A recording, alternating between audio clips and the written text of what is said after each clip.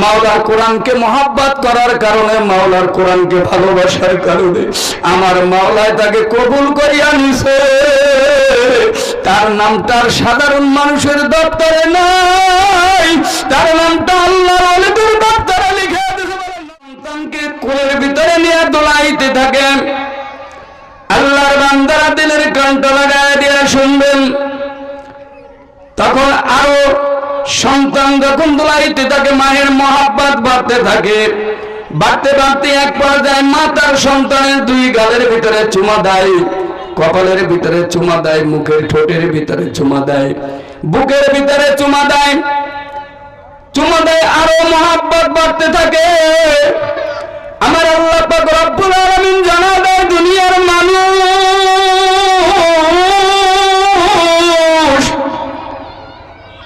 মাতার সন্তানকে মহব্বত করে, সন্তান তার বাবাকে মহব্বত করে, বন্ধু তার বন্ধুকে মহব্বত করে, ভাই তার বোনকে মহব্বত করে, বন্ধু বন্ধুকে মহব্বত করে, প্রেমিক প্রেমিকার জন্য জীবন দেয়, বন্ধু বন্ধুর জন্য জীবন দেয়, কর্মী নেতার জন্য জীবন দেয়। এ দুনিয়ার মানুষ তোমরা কি জানো আমি আল্লাহর বান্দা তোদের সাথে কেমন সম্পর্ক? আল্লাহ ডাক দিয়ে কয়, দুনিয়ার মানুষ আমি আল্লাহ পাক রব্বুল আলামিন বান্দাকে এত ভালোবাসি, জান্নাত পরিমাণ মায়া পাইছে তোর মা। মায়া পাওয়ার কারণে তুই অসুস্থ হইলে তোর মা সারা রাত তোর মাতার কাছে বসে থাকে, মানুষের দ্বারে দ্বারে দৌড়ায়, ডাক্তারের দ্বারে দ্বারে দৌড়ায়, মানুষের কাছে যায়, সন্তানের জন্য দোয়া চায়, আলেমদের কাছে যায়। ওরে বন্ধু বন্ধু যারা পরিমাণ মহব্বত পাওয়ার কারণে বন্ধুর জন্য যদি বন্ধু পাগল হয়, এই বান্দা ভালো করিয়া যান, ভাই তার বোনকে ভালোবাসে, মহব্বত করে, যারা পরিমাণ মায়া পাইয়া যদি বোন তার ভাইয়ের জন্য পাগল হয়, আর আমি আল্লাহ পাক রব্বুল আলামিন হলাম তামাম মায়ার মালিক। যারা পরিমাণ মায়া আমি আল্লাহ দুনিয়ার ভিতরে ছাড়িয়ে দিছি, ওখান থেকে যারা পরিমাণ মায়া থেকে পশু পাখিতেও মায়া পাইছে, দুনিয়ার মানুষে পাইছে, জীব জানোয়ারে পাইছে, দুনিয়ার তামাম পৃথিবীর মাখলুককে ভাগ করিয়া দেওয়া হয়েছে। তাদের মায়ায় মহাব্বতে যদি এত পাগল হইতে পারো, আমি আল্লাহ তোর কেমন আল্লাহ, আমি আল্লাহ তোকে কত ভালোবাসি বান্দা তুই জানো না। আমি আসমানের পরে তুই, আমি আল্লাহর জমিনের পরে তুই চলো, আমি আসমানের নিচে তুই চলো, আমি আল্লাহ সূর্য দিয়ে তোরে পালি, চন্দ্র দিয়ে তোরে পালি, আমি আল্লাহ বাতাস দিয়ে তোরে পালি বান্দা। এরপরে আমি আল্লাহর নাফরমানি করো, আমি আল্লাহ পাকের হুকুম মানো না। মুয়াজ্জিন মসজিদে 5 বার আমি আল্লাহর পক্ষ থেকে ডাক দেয়, বান্দা আয় আয় আয়। আমি আল্লাহর পক্ষ থেকে মুয়াজ্জিন ডাক দিল, তুমি মুয়াজ্জিনের ডাকে সাড়া দিলা না।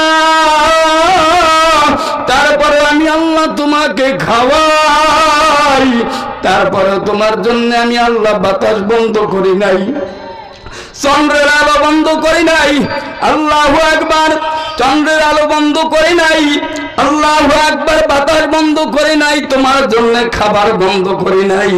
আমি আল্লাহ সব কিছু বান্দা তোরে দিয়া যাইতেছি। কেন জানো? এটা হলো আমি আল্লাহর দয়া, বলেন না সুবহানাল্লাহ। আমি আল্লাহর দয়া, আমি আল্লাহর মায়া, আমি আল্লাহ তোকে বড় মায়া করিয়া বানাইছি, বড় দয়া করিয়া বানাইছি। আমি আল্লাহর ছেলে নাই, আমি আল্লাহর মেয়ে নাই, আল্লাহু আকবার, আমার কেউ নাই ডাইনে বায়ে। বান্দারে তোদেরকে আমি আল্লাহ হাউস করিয়া বানাইছি, আমি মহব্বত করিয়া বানাইছি রে বান্দা।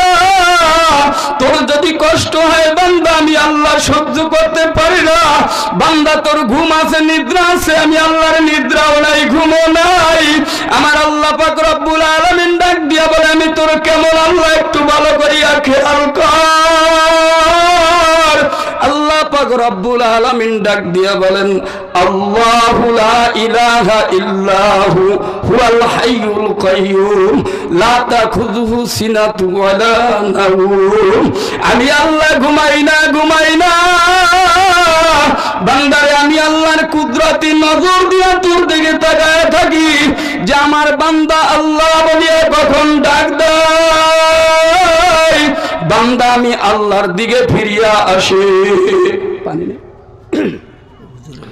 আমি আল্লাহর দিকে ফিরিয়া আসে। ফোন দিয়ে আনতে কোন আমার মোবাইল দিয়ে আল্লাহ, আমি আল্লাহ তাকায় থাকি বান্দা কখন আমার দিকে ফিরিয়া আসে।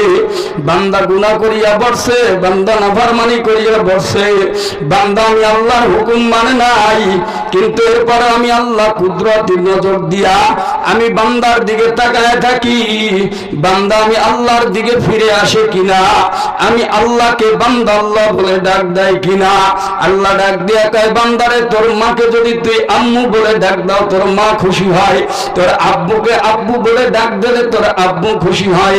আমি আল্লাহ কি অপরাধ করলাম, আমি আল্লাহর দেওয়া জবান দিয়া বান্দা কেন তুই আমি আল্লাহকে ডাক দিতে পারো না।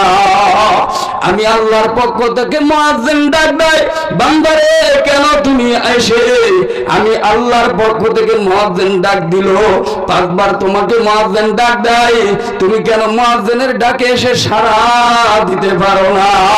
কে তোমাকে ফিরায় রাখলো আমি আল্লাহ থেকে, কে তোমাকে জুদা করলো, কে তোমাকে আমি আল্লাহ থেকে ফিরায় রাখলো।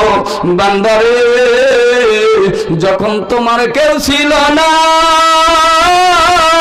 তখন ছিলাম আমি,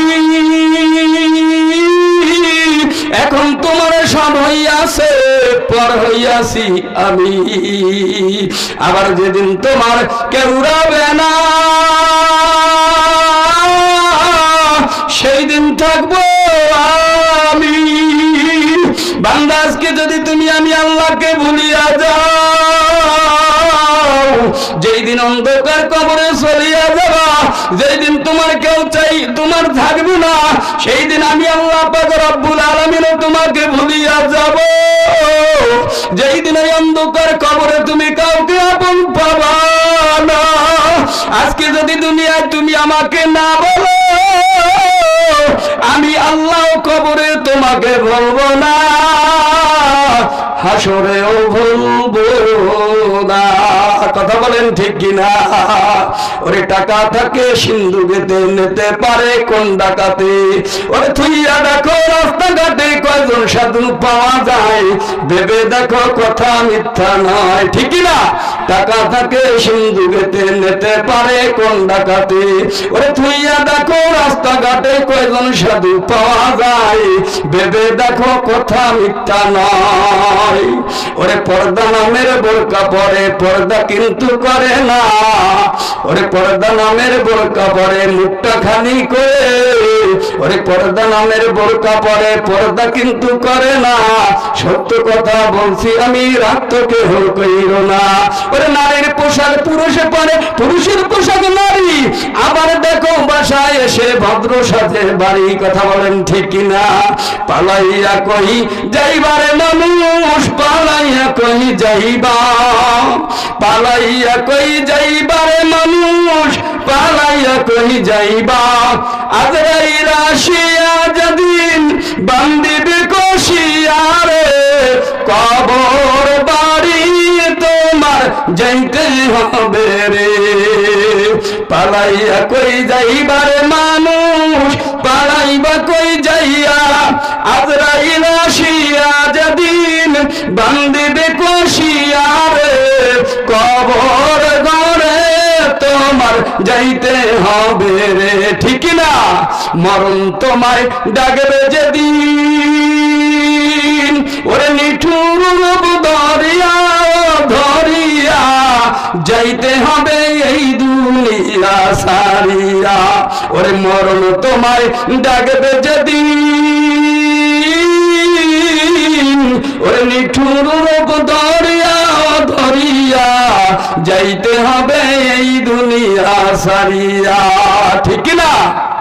আল্লাহু আকবার। যেই কথা বলতেছিলাম বাজানরা আমার, এটা কোরআনের মজলিস, কোরআনের মজলিসের এত দাম, এত দাম। আল্লাহর বান্দারা আল্লাহু আকবার। কোরআনের মজলিসে যারা আসে, কোরআনকে যারা ভালোবাসে, কোরআনকে যারা মহব্বত করে, ইমাম গাজ্জালী রহমাতুল্লাহ আলাইহি তার কিতাবের ভিতরে লেখেন, আল্লাহু আকবার। ইমাম গাজ্জালী রহমাতুল্লাহ আলাইহি একদিন ঘুমের ভিতরে ঘুমায় আছে। এমন সময় ঘুমের ভিতরে আমরা স্বপ্নে দেখি, কি দেখি না?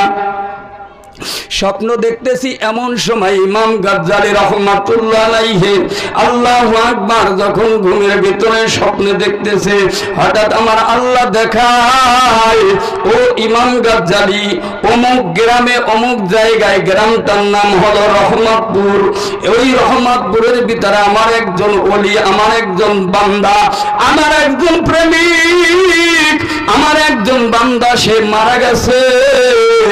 তার দাফন কাফনের ব্যবস্থা পর্যন্ত নাই, এত গরিব মানুষ। ও ইমাম গাজ্জালী, তুমি যাবা, যাওয়ার পরে তার জানাজার ব্যবস্থা করে দিবা, তার জানাজার ব্যবস্থা করে দিবা। এই কথা বলার পরে স্বপ্নে দেখাইলো, ওই লোকের চেহারা সহ দেখানোর পর ইমাম গাজ্জালী রহমাতুল্লাহ আলাইহির ঘুম ভেঙে গেল। সকালবেলা ফজরের নামাজ পড়ার পর আল্লাহর বান্দা এবার ইমাম গাজ্জালী রহমাতুল্লাহ আলাইহি এইবার ওই গ্রামের দিকে রওনা করলো, যাইতে শুরু করলো।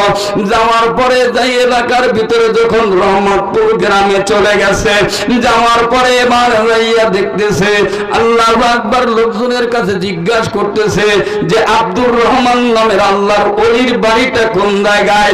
ওই লোকের নামও আমার আল্লাহ স্বপ্নের ভিতরে জানায় দিছে, তার নামটা হলো আব্দুর রহমান।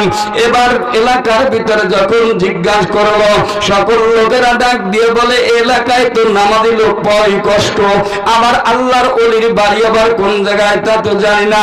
কেউ তো আল্লাহর ওলি আব্দুর রহমানের ঠিকানা দিতে পারে না। আল্লাহু আকবার। কারণ এলাকায় যারা প্রভাবশালী, যারা নাম দাম আছে, তাদেরকে মানুষ চেনে, তাদের কথা জিজ্ঞেস করলে সবাই দেখায় দেয়, কথা বলেন ঠিক কিনা? কিন্তু গরিব মানুষ দিন আনে দিন খায়, জঙ্গলে কাঠ কাটে, তাকে আবার কে চেনে? এইবার ঘুরতে ঘুরতে তাকে আর যখন খুঁজে পাওয়া যায় না, এমন সময় আল্লাহু আকবার বলতেছে, এই আব্দুর রহমানকে কি খুঁজে পাওয়া যাবে না? এমন সময় চিন্তা ভাবনা করার পর এইবার ইমাম গাজ্জালী রহমাতুল্লাহ আলাইহি দেখে একজন মুরাব্বি বাজারের দিকে যাইতেছে। এইবারে ডাক দিয়া বলে, মুরাব্বি, আব্দুর রহমান নামের আল্লাহর ওলির বাড়ির ঠিকানাটা কি দিতে পারবেন? বলে, বাবা, আব্দুর রহমান নামের আল্লাহর ওলি নামে কাউরে চিনি না, তবে আমার বাড়ির পাশে একজন মানুষ আছে, আমার বাড়ির পাশে খুবই গরিব মানুষ, সে গতকালকে রাত্রে মারা গেছে, তার নাম আব্দুর রহমান। এবার ইমাম গাজ্জালী রহমাতুল্লাহ আলাইহি চিন্তা করলো, যখন খুঁজে পাইলাম না আল্লাহর ওলি আব্দুর রহমানের বাড়ি, তাহলে এই যে আব্দুর রহমান মারা গেছে গতকালকে, যখন নামের সঙ্গে নামটা মিলে গেছে, তাহলে তাকে একবার দেখে আসি। বলেন না সুবহানাল্লাহ। তাকে একবার দেখে আসি। এইবার চিন্তা ভাবনা করিয়া আল্লাহর বান্দা এইবার চলে গেল। যাওয়ার পরে যখন নাকি চলে গেল আল্লাহর বান্দা, যাওয়ার পরে যখন গেছে, যায় দেখে বাড়ির সামনে লাশটা রাখা, কাপড় দিয়া ঢাকা। যখন নাকি মুখের কাপড়টা সরাইছে, সরানোর পরে দেখে চেহারা থেকে নূর ঝলমল করতেছে। বলেন আল্লাহু আকবার।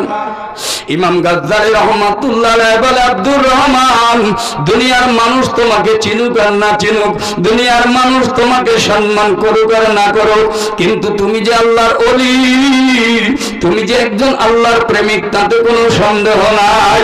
এইবার ইমাম গাজ্জালী রহমাতুল্লাহ আলাইহি আল্লাহু আকবার, ওই আল্লাহর বান্দা আব্দুর রহমানের এইবার দাফন কাফন গুলা সম্পন্ন করা হলো।